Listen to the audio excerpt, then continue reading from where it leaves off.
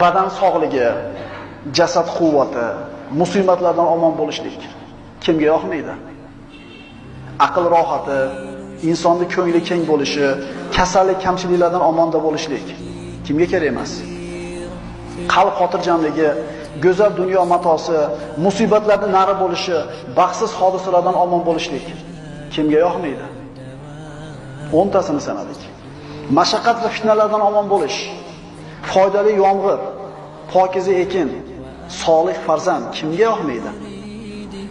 Halol moli dunyo, keng rizq, xatolarni o'chirilishi, hasanotlarni ziyoda bo'lishi, darajani ko'tarilishi va alal oqibat Allohning diydorini ko'rishlik kimga ham yoqmaydi?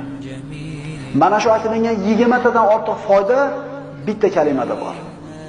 Astagfirulloh va atubu ilayh.